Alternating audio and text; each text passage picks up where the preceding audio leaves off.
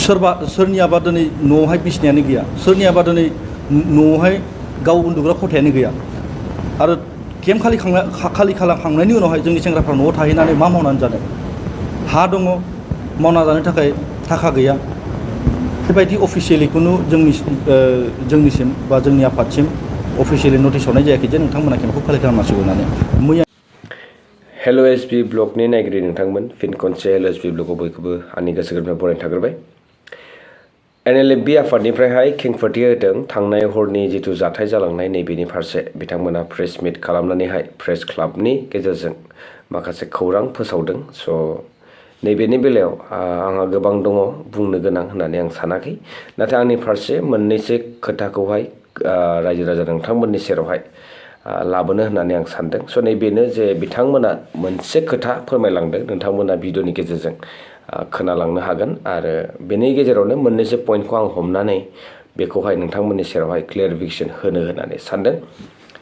जे NLFB आफादनि जिथु जालांनाय जाथाय, आङो थांनाय मोनसे भिडिअ अलरेडि खोन्थाखाबाय जे NLFB आफादखौहाय पिस टकनि गेजेरजों जिथु सावरायलायनायनि गेजेरजों रायलायनानैहाय मोनसे सलिउसन दिहुननो नाजानाय सरकारनि फारसे आरो आफादनि फारसे। स' नैबेयो थिग बेबायदिनो सरकारा जेरै बिथोन होदोंमोन, थिग बेबायदिनो बिथांमोना जेरै फोरमायनानै बा खावलायनायनि गेजेरजों NLFB आफादखौ हाग्रानिफ्रायहाय लाबोनानै समाजाव लाबोनायनि मोनसे थांखि लानानै सावरायलायनायनि गेजेरजों मोनसे गोजोन थासारि लाबोनो होननानै साननाय, बेफोरो थिग बेबायदिनो जानांगौमोन। नाथाय नैबे बेलायाव जों नुनो मोन्दोंमोन सरकारानो खावलायनानै सरकारानो दिनै बिथांमोनखौहाय सेरखाय बेरखाय खालामनो नाजानायखौ रोखा नुनो मोन्दों आरो बियो थिग दिनै जोंनि बर' हारिनि गेजेरावहाय मोनसे गोबां खैफोद लाबोदों आरो बेनि जाहोनखौ जोङो सिदा सिदि बुजिनो थाङोब्ला पलिटिकेल कनस्पिरेसि होनना बुंनांगोन आरो माखासे पलिटिकेल प्रेसार बा पावार गोहोनि जाहोनावनो नैबेफोरबायदि थासारिया दिनै जोंनि गेजेरावहाय सोमजिबाय थानायखौ जोङो नुनो मोन्दों। स' नैबेयो रोखा, बे आंनि फारसे बुंनाय आरो नोंथांमोना मा सानो बेखौ नोंथांमोना कमेन्ट्सनि गेजेरजों फोरमायहरनो हागोन। आरो जिथु मोनसे NLFBनि जिथु सेन्सास, जेनेबा पपुलेसना बेसेबां, स्ट्रेन्थआ बेसेबां, बेनि खोथाखौ जोङो सावरायनो थाङोब्ला आं अलरेडि मैयानि भिडिअ'हाय मोनसे हिन्ट होलांदोंमोन, मैया माने दहाय फुंनि भिडिअ'हाय। स' बेनो जे बक' बिथांनि जिथु लिस्ट बा जिथु सारेन्डार जानाय बा जयनिं जानाय दोलोआवहाय पलिटिकेल पार्टियाव जिथु जयनिं जानाय, नैबेवहाय जोङो रोखायै नुनो मोन्दोंमोन जे आं अलरेडि बुंदोंमोन फेक बा रियेल NLFBनि खोथाखौ एसे फोरमायज्रांदोंमोन। माखासे खोथाखौ आङो स्पस्त'है बुंनो सानाखै आरो बुंब्ला गोबाङानो माखासे जेंना जेंसिनि गेजेरजों मोगा मोगि जानो गोनां जागोन बा आंनि फारसे बिथांमोना नारसिनहरगोन। जियानो हक, नाथाय आङो बे खोथाखौ नोंथांमोननि सेरावहाय फोरमायबाय। बेनो जे जायफोरा थारैनो NLFB आफादाव दङमोन बिथांमोना दासिमबो डेजिगनेटेड केम्पआव दङ आरो भुगिनानै दङ, खस्थ' जानांदों हारिनि फारसे सिन्था खालामनानै बा बेफोरबायदि थासारिया दिनै मोनसे पिस एग्रिमेन्ट जिथु जालांबाय बेनि गेजेरजों गासिबो सलिउसन ओंखारलांजोबनांसिगौमोन आरो बिथांमोननि जिउआवहाय मोनसे गोजोन थासारि फैनांसिगौमोन। नाथाय बेयो दिनैनि समाव जोङो बेफोरबायदि जानायखौहाय नुनो मोनाखै। स' नैबे जोंनि थाखाय जोबोद दुखुनांथाव बाथ्रा आरो जोंनि जिथु हास्थायनाय, बर' हारि हिसाबै हास्थायनाय बा जोंनि काउन्सिलखौ लानानै जिथु सिमां सोरजिनाय, सिमां नुनाय, नैबेयो फेलें जादों होननानै जों बुंनांसिगोन। स' थिग बिदिनो दिनै बिथांमोना दिनै गोबां माखासे खैसार खालामदों। बेवहाय आं अलरेडि बुंदोंमोन थांनाय भिडिअ'आव जे माखासे पलिटिकेल प्रेसाराइज खालामनायनि गेजेरजों बा पलिटिकेलि नारसिन जानानै बिथांमोना जिथु प्रप'जेल बेखौ एक्सेप्ट खालामदों, बेनि गेजेरजों साफा सानैया बेनिफिटेड जागोन, खिन्थु बयबो बेयाव बेनिफिटेड जानाय नङा, नैबे रोखा, बेखौबो आं फोरमायखादोंमोन। स' दिनै नैबे पिक्चारा जोबोद क्लियार फैदों जे पलिटिकेल कनस्पिरेसिया इयाव गोबां दङ आरो अल राउन्ड जोङो साननानै नायोब्ला बे जोंनि थाखाय मोनसे लस। बेजोंहाय रावबो एख' मुलाम्फा खालामनो हायाखै, समनि नस्थ' जादों, समाय नस्थ' जादों आरो लोगोसेनो इयुननि थाखाय मोनसे बेफोरबायदि हारिनि फारसे लानानै सिन्था खालामनाय जांख्रिथायारि सिमां नुनाय, बेफोरो जोंनि हारिनि गेजेरावहाय बेफोरबायदि जाबाय थायोबा जाथायफोरा जोबस्रांलांगोन होननानै जोङो दिनैनि समाव हमनानै लानो हायो। आरो लोगोसेनो जों नुबाय जे सरकारा जोंनि फारसे खुनु माने फेभार बा कनसिडारेसन खालामाखै दिनैनि समाव।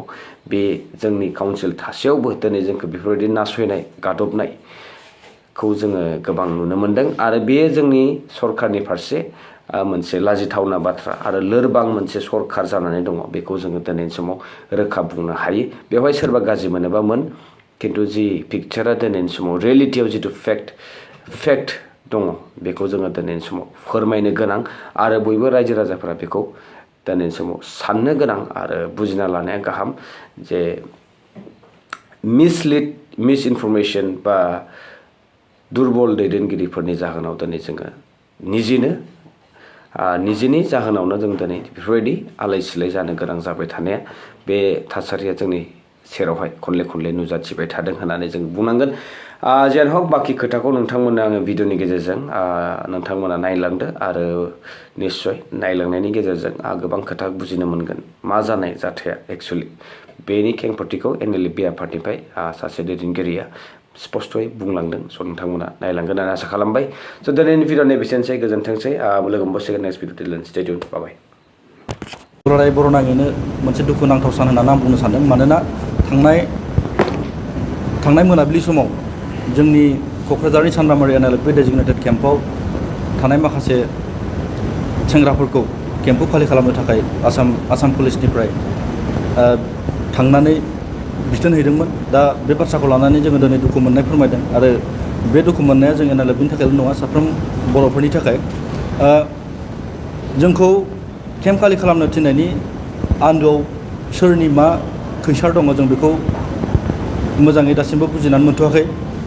दा केम्प खालि खालामखांनायनि उनाव सेंग्राफोरा जोंना बहा थाहैगोन? सोरनियाबा दिनै न'आवहाय बिसिनायानो गैया, सोरनियाबा दिनै न'आवहाय गाव उन्दुग्रा खथायानो गैया। आरो केम्प खालि खालामखांनायनि उनावहाय जोंनि सेंग्राफ्रा न'आव थाहैनानै मा मावनानै जानो? हा दङ, मावना जानो थाखाय थाखा गैया। बायदि जेंनाजों जोङो मोगा मोगि जानो गोनां जागोन। दा जोंनि लुबैनाया बेसो, NLFB आफाद हिसाबै जोङो आफादखौ सानसे नङा सानसे सिफायखागोन। नाथाय बे नङा जे जोङो आफादखौ हर गेजेर ससेयाव बेफोरबायदि सोरनिबा पुलिसनि नारसिननायाव, सोरबा पलिटिकेल प्रेसारनि नारसिननायाव जों आफादखौ सिफायगोन, बे नङा। जों आफादखौ सिफायगोन जेब्ला जोंनि आफादनि थांखि बिथांखिफोरा मोगथाङाव महर मोनजोबगोन। दा जोङो दुखु मोननाय फोरमायदों। जोंखौ बेफोरबायदि जोंनि थाबाय थानाय देरायावहाय थांनानै जोंखौ बेफोरबायदि होखांहैनाय। दा सेंग्राफोरा गोदाव सोराव जानानै दङ। थांनाय हरनिफ्रायनो सेंग्राफ्रा बहा थानो बहा मानो जानानै दङ। दा आङो बेखौसो बुंनो सानदों, दिनै जायफोरा जोंनि सेंग्राफ्रा मैया केम्पनिफ्राय ओंखारलांनानै बायदि जायगाफ्राव दङ, बै सेंग्राफ्रा दिनै गाबोननि गेजेराव जुदि माबा मोनसे जाथायफोर मावोब्ला बा माबा मोनसे गिदिर क्राइमफोर मावोब्ला बेनि रेसपन्सिबिलिटिखौ सोर लागोन? दा जोंबोथ' आउट अफ कन्ट्रल जानानै दङ। दा जों सेंग्राफोरखौ हगार हरबाय न'आवहाय, सेंग्राफ्रा न' थांबाय। दा बैसोर थांनानै मा खालामगोन, बिसोरनि सिन्था धारनाया मा, बेफोरखौ जों साननानै दा मोनसे हाहराखै। दा आंनि मोनसेल' रिकुवेस्ट आरो जों NLFB आफादनि मोनसे रिकुवेस्ट, जोंखौ सिगाङाव जेरैबायदि केम्प थानानै थाबाय थानो थिनदोंमोन, केम्प बहायनानै थाबाय थानो थिनदोंमोन, थिग बेबायदिनो जोंखौ बै जायगायाव नङाब्लाबो दस्रा मोनसे जायगायावहाय केम्प बहायनानै जोंखौ दोनफिननांगौ आरो जोंनि सावरायनाय जि प्रसेस, बे प्रसेसखौ सिगां फारसे लांनांगौ होननानै आं बेखौनो खावलायदों सरकारखौहाय।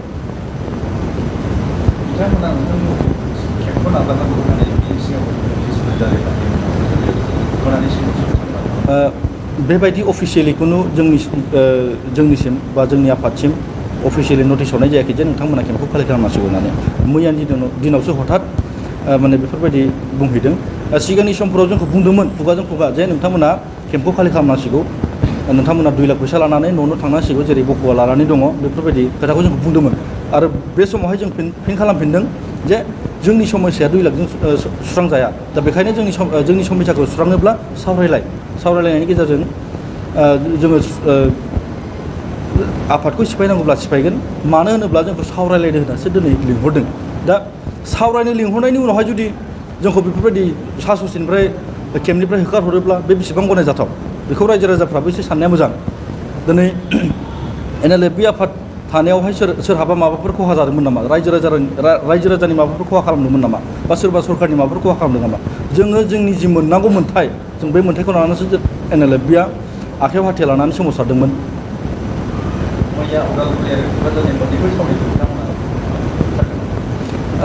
उदालगुरिनिखौ बिदि इसिबां माबा खालामाखै स्ट्रिक खालामाखै खिन्थु क'क्राझारनिखौ स्ट्रिक खालामनायखौ नोंथांमोना ससियेल मिडियानि गेजेरजों नुनो मोनगासिनो दं उदालगुरिनिखौ पुलिस थिनहरनानै खालि खालामनांगौ होननानै बुङाखै खिन्थु ADGP हिरेन चन्द्र नाथ बिथांजों आंहा फनावहाय रायलायनाय जादोंमोन बिथाङा बुंनो जे नोंथांमोना केम्पखौ खालि खालामनांसिगौ होननानै खिन्थु जों खालामनाय जायाखै बिथांमोना क'क्राझारनि खुङाला बुंबाय थादों जे नोंथांमोननि जे थानाय बे न'आ सरकारि न'सो बिनि थाखाय बिथांमोना खालि खालामनांगौ आच्चा मानिबाय सरकारि न' थांनाय 3 बोसोर बारलांबाय जों बेवहाय थानाया बै समावहाय बिथांमोना सरकारनि न' ना NLFBनि न' ना सोरबा रायजो राजानि न' बेखौ मोनथियाखैमोन नामा मैयानि दिनावसो जे बिथांमोना बे सरकारनि न' होननानै जोंखौ बेफोरबायदि फर्स खालामनानै होखांहैनाया बेथ' जुक्तिनि खोथा जायाखैना बेखौ जोङो रोखायै बुंनो हायो बे थांनाय जि जालांनाय जाथाय मैयानि दिनाव बेवहाय पुलिसनि जेबो माबा गैया गोरोन्थि गैया बेवहाय जोंनि माखासे दैदेनगिरिफोरनि माने राजखान्थि हान्जानि दैदेनगिरिफोरनि माखासे षड्यन्त्र दं होननानै जों बेखौ रोखायै बुंनो हायो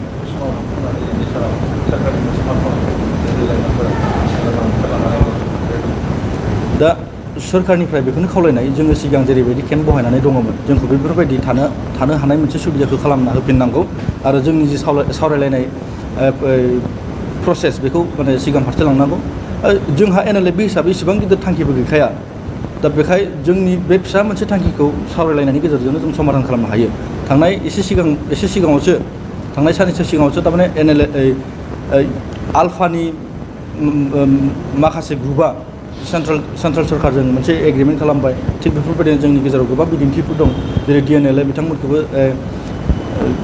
समाधान खालामना होबाय सावरायलायनायनि गेजेरजों थिग जोंनि सावथाल आदिबासि बिथांमोननि जे समस्याफोर दङमोन बिथांमोनखौबो सावरायलायनानै समाधान खालामनो हाबाय बेफोरबायदिनो जोंबो जोंनि NLFBनि समस्याखौ सावरायलायनानै समाधान खालामनो जानायखौ जों लुबैदों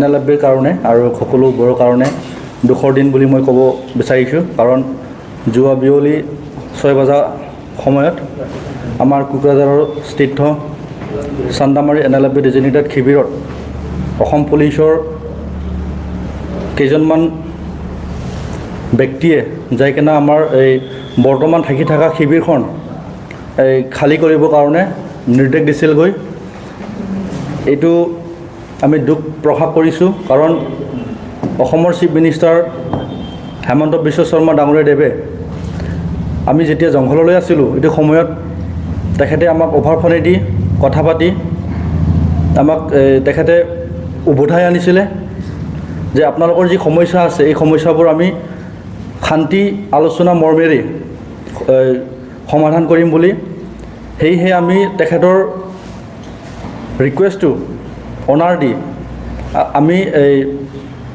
উভতি আহি শান্তি প্ৰক্ৰিয়াটো বজাই ৰাখিবৰ কাৰণে আমি কোকৰাঝাৰৰ চান্দামাৰী NLFB ডেজিগনেটেড শিবিৰ আৰু ওদালগুৰিৰ সোনাই NLFB ডেজিগনেটেড শিবিৰত আছিলোঁ কিন্তু যোৱাকালি অসম পুলিচে যি ধৰণে আমাক ব্যৱহাৰ কৰিলে এইটো খুব দুখ লগা কথা কাৰণ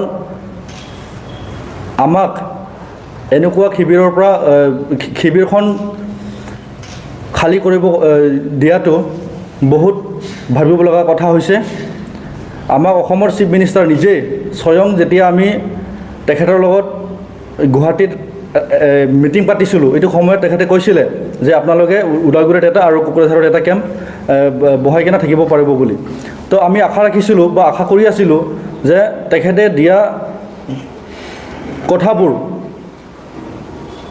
আলোচনাৰ মাজেদি সমাধান কৰি দিব বুলি কিন্তু আজি আমি দেখিবলৈ পাইছোঁ তেখেতে আমাৰ যি সমস্যা এই সমস্যালৈ কোনো এটা ৰেছপন্স দিয়াটো আমি দেখিবলৈ পোৱা নাই তো মোৰ এটাই অনুৰোধ আমি যেনেকুৱা আছোঁ তেনেকুৱাই আমাক থাকিবলৈ সুবিধাটো দিব লাগে যেনেকুৱা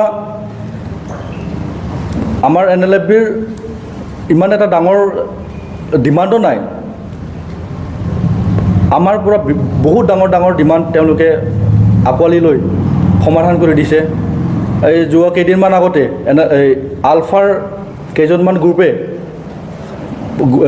দিল্লীত যাই কেনে এই পিচ এগ্ৰিমেণ্ট কৰিলে গৈ, তেনেকুৱাই আমাৰ বহুত এটা এই এক্সাম্পল আছে।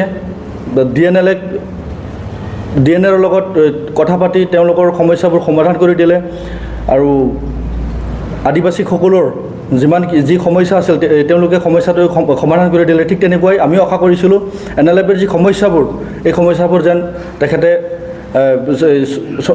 সলিউশ্যন কৰি দিয়ে বুলি আমি আশা ৰাখিছিলোঁ। কিন্তু আমাৰ আলোচনা প্ৰক্ৰিয়াটো তেখেতে আগবঢ়াৰ আগতেই আমাক শিবিৰৰ পৰা ওলাই দিব খোজাটো মানে বহুত আমাৰ কাৰণে দুখ লগা বুলি মই আজি ক'বলৈ বিচাৰিছোঁ। আমাক তেনেকুৱা অফিচিয়েলি কোনো জাননী দিয়া নাছিলে।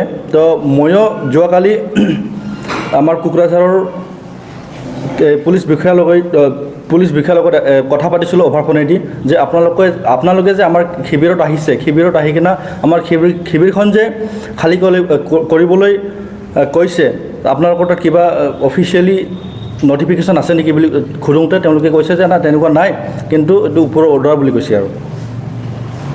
আৰু আমি এটা দুখ পাইছোঁ, যদিহে আমি শিবিৰখন এৰিব লাগে তেন্তে আমি ভাল এটা আলোচনাৰ মাধ্যমেদি এৰিলোঁ হয়। কিন্তু তেনেকুৱা ৰাতিৰ মাজত যাই কিনে আমাৰ ল'ৰাকেইটাক শিবিৰৰ পৰা ওলাই যাবলৈ দিয়াটো বহুত দুখ লগা কথা, আৰু আমাৰ ল'ৰাকেইটাও বহুত দুখ পাইছে।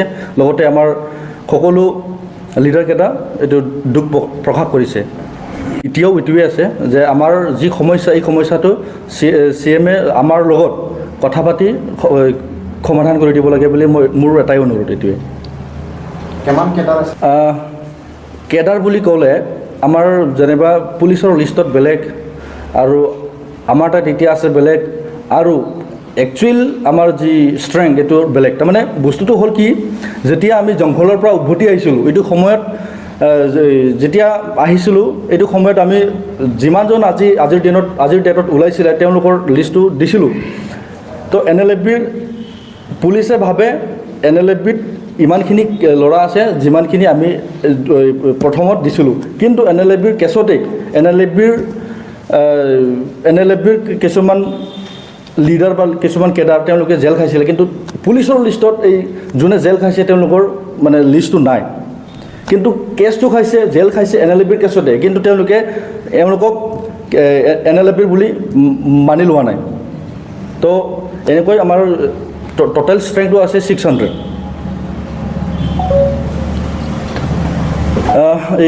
এইটোৰ ক্ষেত্ৰত কিয় থাকিব নাপায়, এইটো তেওঁলোকে আমাক স্পষ্ট কৰি দিলে ভাল হয়। কাৰণ আমি যোৱাত 4 বছৰ এতিয়া ৰানিং হৈ আছে, 4 বছৰ ধৰি আমি কেম্পতে আছোঁ। তো এইটো যেতিয়া আমি প্ৰথম থাকিছিলোঁ, এইটো সময়ত তেওঁলোকে ক'বলৈ কিয় পৰা নাই এইটো কথা। আজি 4 বছৰ পিছত বা 4 বছৰ হৈ থকাৰ মাজতে এই কথাটো ক'ৰ পৰা